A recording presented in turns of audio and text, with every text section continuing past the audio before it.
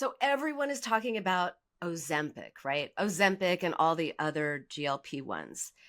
And we really wanted to inject, if you will, some truth about Ozempic and GLP ones because there's so much misinformation. And the bottom line also, newsflash, it can't change your relationship with food.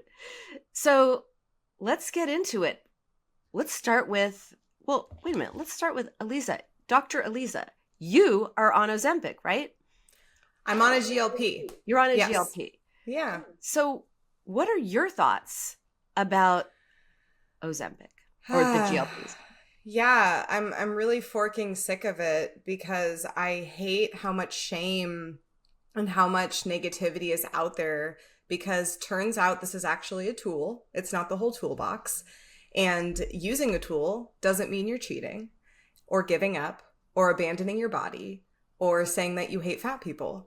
And it seems like all of the noise out there surrounding us people in fat bodies is that if you choose this tool, then you are sacrificing all of that. And I think that's a load of bull. And I have so many patients who are feeling just awful because there's so much judgment. And they're damned if they do, they're damned if they don't, right? They're either going to get this hate for being in a fat body or they're going to get this hate for trying to change some of their fatness. And it's this medication, these medications, they're not miracles. It's not a betrayal of your body. It's a tool. And there's tons of tool out there. There's tons of tools out there. And a medication shouldn't be considered something that's abusing the system or cheating the system. And as Dr. Nina so beautifully pointed out, it's not going to address your relationship with food. It's not going to address the way you interact with hunger cues, and it won't change the way you see yourself. So there's still work to be done. It doesn't make it so that you get a fast pass to health, right? And I think it's really unfair that that's what we're grappling with when we choose this medication or trying to decide if this medication is right for us. That's such a good point because so many people say, well, I don't need to go do the work. I don't need to do your program. I don't need to go into therapy. I'll just go on a medication. And by the way, these medications for a lot of people have some serious physical side effects, like being, one person said, yes, I've lost all this weight. You know why? Because I'm nauseous 24/7. It made morning sickness look like a walk in the park compared to how she felt. And she's like, it's just not worth it. So a lot of people, not everybody, but nausea and gastrointestinal stuff and muscle mass. Let's talk about that rapid weight loss and Ozempic face. Mm-hmm. And Absolutely. Other things, it can affect your gallbladder. It can affect other parts of your body. These are the worst case scenarios. And even nutritional deficiencies. There are people who are having nutritional deficiencies because they just aren't eating. I feel like if you're going to tune out of what we're saying because you have a strong opinion about it one way or the other, and maybe we're not speaking to it. One thing that I hope you do here today, especially if you are pursuing this medication, is that you do make sure you're connected with a care team, whether it's your primary care provider or somebody in physical health, because as what Dr. Nina just spoke to, there's a lot of folks that are pursuing this medication off of compounding pharmacies online because it's much more affordable for a lot of folks, and they don't really want to go get fat shamed by their doctor because the last time they were talking to their doctor, they just did not feel safe. And so they're skipping that part of it and they're just pursuing this weight loss experience. And unfortunately, what's happening is folks aren't aware of what's happening inside their body because they can't see it, right? They might be feeling that extreme nausea or they might be feeling a whole host of other side effects, but they're just sticking to it because they're seeing that number on the scale drop. And so they're missing some important things, such as Dr. Nina just described, muscle mass might be dropping. They may not be nourished. I just had one of my patients, I finally encouraged her to go get labs done. And she found out so many of her labs were in number zones that were not healthy. She's malnourished. And her doctor was cheering her on for the weight loss, but was missing what was happening because of the weight loss. So thankfully, now she does have those labs. And so we're able to improve her nourishment while she's on this medication, but it's going to take time. And additionally, as Dr. Nina was referencing the muscle mass, a lot of folks just jump on the scale and they see the number drop and they're super satisfied with that because it's, for some, the first time they've actually seen success with weight loss. But what the scale isn't showing is what's changing in your muscle, what's changing in your bones, what's changing with your fat. And so I really beg that you not only get your labs done before and during this medication, should you choose to use it, but also a body composition analysis so that you can understand how the weight is shifting and if that weight loss is truly body fat or if it's your muscle or worse, your bones, right? Because if that's happening, you need to choose a different option or maybe change your approach to using that option. So those are the two things I hope you hear, is to get your labs drawn and get a body comp so that you can have an informed approach to your weight loss and so that you're not sacrificing your entire health just for that number reduction on the scale. Sorry, the perils of having your dog in with you as you are doing your podcast because he wouldn't leave, and you try getting a 150-pound dog to leave when he doesn't want to, it doesn't work. So I just let him out. But I was listening very carefully to what you were saying. Yes. And it's so important. In fact, Shavise Turner, who's a big person in the eating disorder space, originally with binge eating disorder, she's been reporting on how her mother is hospitalized. Well, she says with anorexia, but her mother is hospitalized for nutritional deficiencies based on exactly that, not eating enough of the right kinds of things. So as Dr. Alisa said, be very, very careful about making this choice and looking after your whole health, not just making weight the measure of health, because weight is not a measure of health.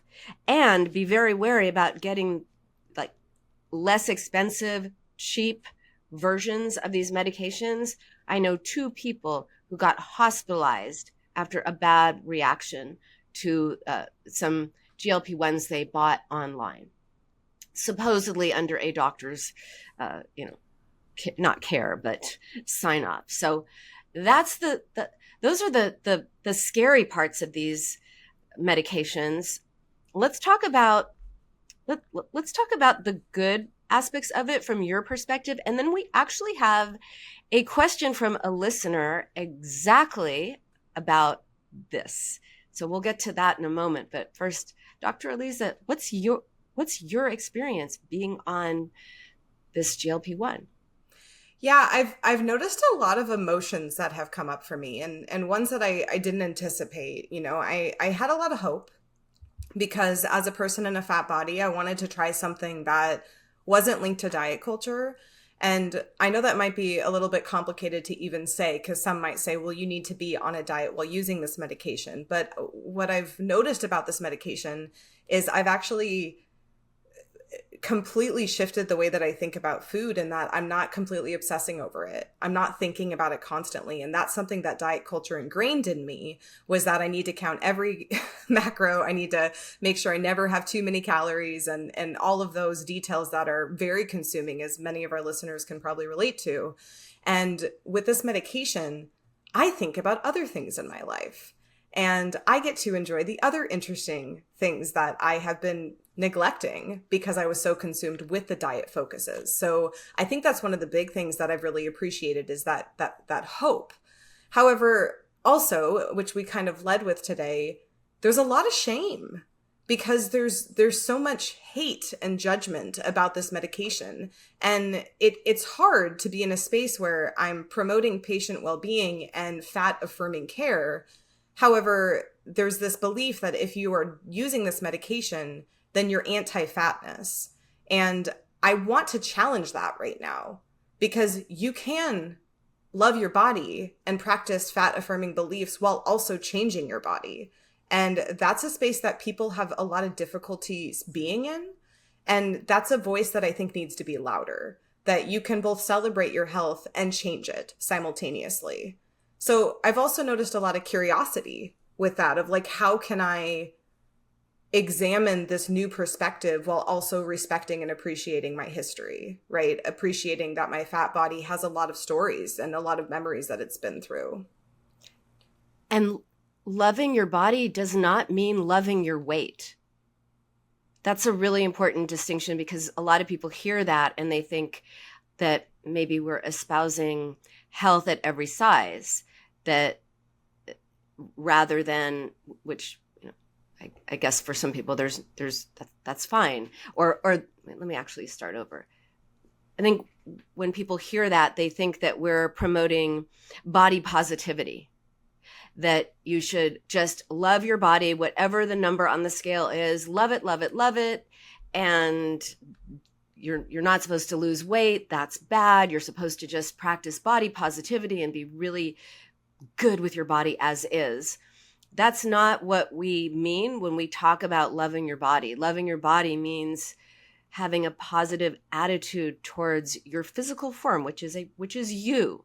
It means nurturing. It means caring. It means not hating and not thinking that you're only going to be good with your body once you're at a certain number.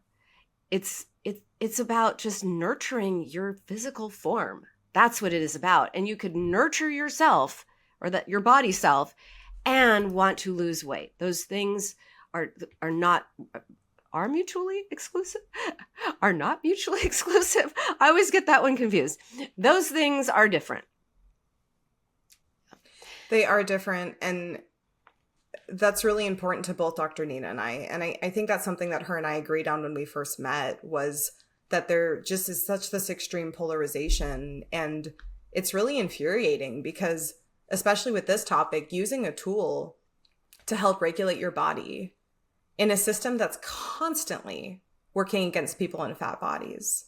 To me, that's not a weakness. That's actually resilience. And it feels really good to have that, right? Because there's just so many loud, painful voices that we hear and that we are consumed with. And it makes it really chaotic sometimes to be able to function and find what health looks like for you. And for me, in my fat body, this medication has helped change my appetite, right? It's helped me kind of realign and notice things that I was trying to notice before, but I was distracted by because I was so focused on my weight. And now I've been able to use some of those tools that Dr. Nina and I have been talking about, such as like noticing my fullness, or, maybe reasons why I turn to food. Because now I don't want to turn to food. So now I get to interact with those emotions and really have a conversation with myself about why they're present, what's happening for me, the why. And it's really quite a powerful interruption in this long-standing pattern that I've been in this tug of war with for so long. So yeah, it can't teach you how to care for yourself emotionally. And that's an important tool that we hope that you're starting to practice. It also can't unlearn diet culture for you, but it certainly doesn't promote it anymore, which was really refreshing for me. And it's not going to heal your relationship with food or your relationship with your body. That work is still required. And I have a lot of folks come see me who have been on a GLP for months to a year, and they're really struggling because the medication's working, but they haven't addressed their mindset, the way they think. And that's equally more really important work. So I guess my favorite type of patient right now is somebody who is addressing their relationship with their body, addressing their relationship with food on this medication while trying to change their health behaviors. And it's a lot going on, but it's actually a beautiful orchestra when people put the work in, because I start to see them change in a million different ways towards this holistic version of health that they've been desperately wanting to see for so long. This is just another version, in a way, of weight loss surgery or something like that, because I have had so many people who would do various weight loss surgeries, from gastric bypass initially to the sleeve to whatever, and they would lose 100, 150 pounds, 200 pounds, and then they would start eating again, and they would find a way to gain it back, and they often were on their way to gaining it all back when they realized, and they came to see me and said, oh, I thought it was just about what I was eating. And then they realized it's about why they're eating. But I want to just share Amanda's question, because I think it's something that a lot of people can relate to. And this is what she said. She said she's done a lot of work in therapy, She said there's always more layers to uncover and work through, but that she's at a strong place mentally and physically. But she said her body is not in a good place. She's the heaviest she's ever been. It feels like her body is working against her when she tries to lose weight. And her question or concern is how to manage taking a GLP-1 and the increased focus that this is before she went on it. I don't know if she's on it or not. The increased focus on what you eat, because you've got to pay attention to protein and you've got to avoid certain foods. And she said, I don't want to have food be my main focus because that feels like diet mentality and I'd be regressing. She said, I know there's a middle ground that I'll have to find and I'll work through that with my therapist, but I'm also concerned about losing my enjoyment of food. So she said friends who are on these meds say they don't like food as much. They don't even enjoy eating because it leads to unpleasant side effects. And so she just said she doesn't want to lose that. So she's conflicted. And of course, one thing we've talked about here is food is a pleasure of life. It's supposed to be enjoyed. That's why my one food rule is it has to be yummy. And I think Amanda's concern is very legitimate because otherwise the pendulum swings too far to the other direction. And you're wondering about are you getting your macros, but you're not enjoying what you're eating. So what would you, as someone, Dr. Alisa, as someone who's been on these meds, what would you say to Amanda? Yeah, I mean, I always appreciate that you say, let's lead with curiosity, right? And when you're using these medications, curiosity is going to be a really good friend of yours because you kind of have to go into this detective mode of how is this medication going to interact with me while I interact with food, right? So some type of food might hit you the wrong way. Your body might say, hell no, we're not going to eat that. Listen to it, right? But then a different version of that food might be totally welcome and your body won't say a word, right? It'll be nourished, it'll be yummy, and everything will be good. So I think something that people make a mistake with when trying this medication is that they really, they unintentionally, but with good intentions, I suppose, go into this diet mode where they feel like they have to count protein. I hear this all the time. I have to get my protein. It's all about protein. Yeah, sure. I mean, get some protein. But please don't turn that into your fixation because you're going to go mad and it's not going to last, right? We don't want to go into that diet mode. So of course, try to create a nurturing, holistic, nutritional experience, but also like chill out a little bit, right? Like try to back away from that draw of having to be hyper focused on that and let your body drive. I mean, this is kind of where those intuitive eating practices come into play, where if something sounds appealing, give it a try. And I kind of think of like when we teach kids how to eat, right? Like we give them little pieces of a bunch of stuff and they try it and they might throw it to the floor or to your dog if you have my child, who knows? And then you try it again the next time and the next time and the next time, over and over, until maybe one day your kid's like, no, I'm not digging this, or maybe they'll like it. And I think the same goes with these medications is you might try a food and your body will say no. Okay, fine. Maybe not right now, but it doesn't mean not ever.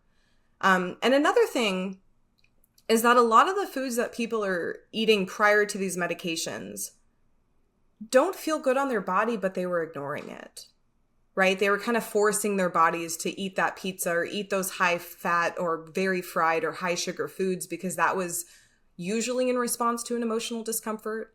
But oftentimes just part of this like habitual response network. And they just kept doing it and doing it. Now with this medication, they're having gastrointestinal concerns, or they're having nausea, or they're feeling faint, or they have headaches, or they're having mood disruptions. And so they're like, oh, now I can't eat this food.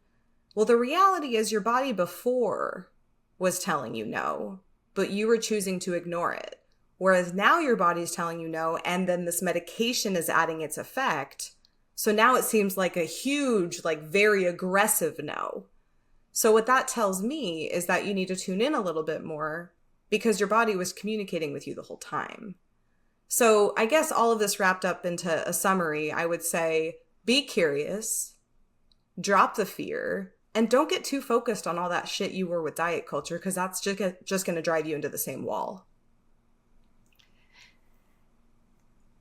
And to me, the biggest problem with these medications is that people use them in lieu of self-exploration, in lieu of, why do I want that food? It just becomes about the food, not wanting it or wanting it and having a bad reaction to it or whatever it is. And it ignores the emotional conflicts, thoughts, feelings, whatever is going on with you, what's eating at you, and puts the focus on food. So it is just another way for some people who are not doing the work to kind of abandon themselves and make it all about food and the number on the scale instead of what's weighing on them. What's weighing on you? What's eating at you? This is really, really important because that's your relationship with yourself, how you identify those things, how you express those things, and how you respond to yourself when you realize something's going on with you. A GLP-1 cannot change your mind. It can only affect your body. You still need to attend to the conflicts of your mind and cultivate ways of identifying, expressing, and responding to yourself that are new. Because you know what? Eventually, you may want to go off this medication. And when you go off this medication, it's important to have those new ways of relating to yourself in place. Otherwise, you're going to have rebound weight gain. You're going to go right back to eating for distraction, comfort, filling the void, turning emotional pain to physical pain, all the reasons, and nothing will have changed. And I think in addition to that, when I think about that question she asked, something that has nothing to do with food is that self-compassion is a non-negotiable with this medication or without this medication. I see a lot of folks on this medication losing the weight and celebrating that. And then when I check in with them about what's difficult, right? Because it's not always rainbows and butterflies in these situations, they start to point out all these negative things like, well, I like that I'm losing weight, but now look at my arms, or now this problem is arising, or now I can't stand the way I look because all my fat moved composition wise and I don't have any breasts anymore, or I lost my, shape, or they kind of start getting focused on those negative changes. And so, yeah, your hunger and your body might change, but if your feelings about your body remain the same and you don't address that compassion piece, you're a human. This is a lot to go through. And there's no tool that can replace the need for self-compassion. These GLPs might be a support, but it's not the whole map, right? You're still the one who's holding the compass. You're still the one who's navigating all of these pressures and all of these expectations, and that voice from your parents, or that voice from a peer, or for me, that football player who called me fat in front of everybody, right? That voice is still playing in my mind. So when that happens and I look at myself in the mirror and I see some sort of flaw that I perceive or see something that I don't like, this medication isn't going to do shit for that, right? That's when you really have to tune inward and practice those self-compassion skills, which are not, by the way, provided in the medication box. Right? Those are skills that you're going to have to find from support, from therapy, from podcasts like ours, from reading books. I mean, that's the work that you're going to have to do, and medication isn't going to do any of that work for you. Medication cannot change your mind. This is making me think about, this is many years ago in the time of gastric bypass, and it's a dangerous surgery, and to be really considered. People died having this surgery. Actually, Lisa Marie Presley died after having this surgery. So this woman came to me and she really wanted to lose weight, but she really resisted doing the work in a way. It was very hard, as everyone resists in some way. It's very hard. It's hard to feel things you don't want to feel and think about things you don't want to think about. And she would come in every week and say, people are staring at me. I know what they're thinking. They're thinking I'm so big. They're thinking, like, why can't she, how has she let herself go? Or she's disgusting. All the thoughts that, of course, she thought of herself. Right. Ultimately, she decided to have the surgery. She started losing weight. One day she came in and she said, people are staring at me. They're staring at me and they know what they're thinking. They're looking at my nose and they're thinking my nose is too big and why can't I have a nose job, and etc. So it was a moving target. It went from the thing that's wrong with me is my weight to the thing that's wrong with me is my nose. And she didn't, at that time, eventually she did, look at why was she in this self-hating place? Why was she in a place where she thought if she could just change some aspect of her body, people would like her more?